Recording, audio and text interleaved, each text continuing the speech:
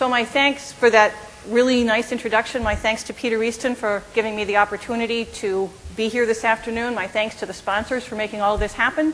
And my thanks to all of you for coming in here and sitting down and giving me the opportunity to talk about this.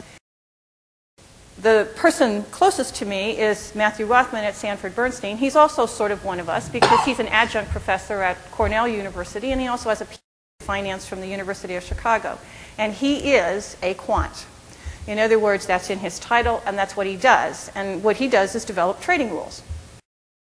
So Peter asked me to talk about evaluating enterprise performance using financial statement analysis and to keep it short, which I will.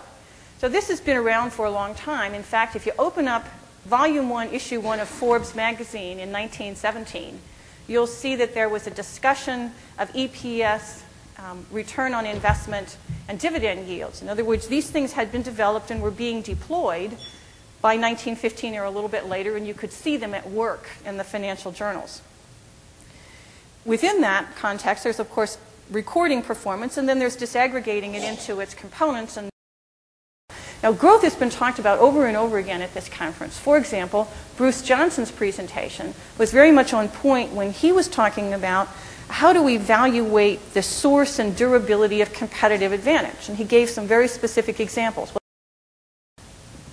As Jeff Abarbanel has pointed out, these ideas are now so well accepted that we don't think about these as research anymore. These things are now in introductory financial accounting classes. That's how well accepted they are. We don't think about them as research, even though that is what they were when they were originated. Almost all of the discussion at this conference so far has focused on projecting what's going to happen in the future, on forecasting something. Nearly every discussion has been focused very much on forward-looking, but enterprise performance is something that has already happened. It occurred this period. It may be typical of what will happen in the future. I have a couple of slides on research here. I don't have any references to working papers or published papers because I would either have to have huge volumes of them or just one example. But I will say that for the most part, I couldn't find accounting research, contemporary accounting research, that focuses much on enterprise performance, more on management performance, a stewardship type analysis, try to separate out state of the world effects. Instead, and we certainly saw this very thematically at this conference, much research tends to take returns as the true indicator of performance and then calibrate the accounting or financial statement analysis-based performance indicators against returns. And a good one, a good accounting-based indicator, is one that lines up well with the true performance indicator, and that would be returns. Typically, you don't get detailed accounting data except from SEC registrants where you already have prices. You can get some accounting data, you just can't get detailed accounting data. Research also, as this conference has certainly evidenced, uses accounting performance measures as inputs to valuation, meaning you have to predict something with these things. Now, it's been made very clear by every person who's spoken at this conference who talked about forecasting that this is actually pretty hard to do, to forecast these things out into the future, and you might want to use not just the number to predict itself, but multiple inputs to predict itself. You might also want to use financial statements to assess whether something that you're seeing now is actually representative of what's going to happen in the future. And then in the third panel, we have what Matthew Rothman does.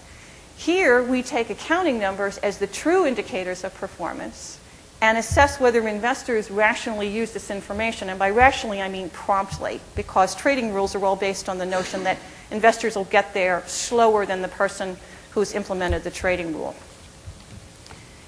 Others have talked about questions that might be answered using financial statement analysis, and I, of course, not to be outdone, have my slide as well.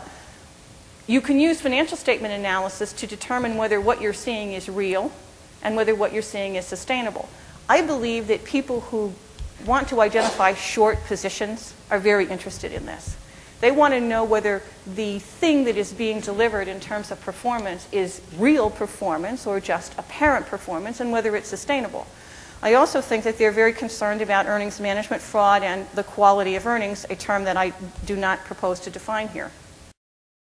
To what extent do you use the academic research on valuation? Well, when I was packing to come here, I Look went at this thing he brought. to my stack. This, other than the, this is statement 15X for fair value. This is so Catherine wouldn't get on me that I wasn't up to date. And these were the articles and SSRN working papers that I've accumulated and read over the last 3 to 4 months in the accounting literature.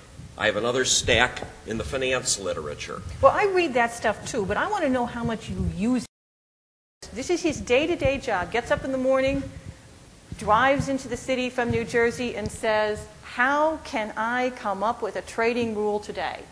Right? How do you do that? It's not an easy, simple process, and I think everyone in this room appreciates that it's actually very hard to know where your ideas come from at any given point in time, and very hard to kind of especially describe that process in some coherent manner. But one thing that we certainly do is read the academic literature. The SSRN is, a very valuable source of new ideas for us, as well as, published articles that we may have never gotten around to testing or really appreciated. And just, a few examples of papers that we have found have been useful that you may or may not realize, and that some people in this room may not necessarily wish me to say, that we use in our lives as trading strategy, or coming up with trading strategies.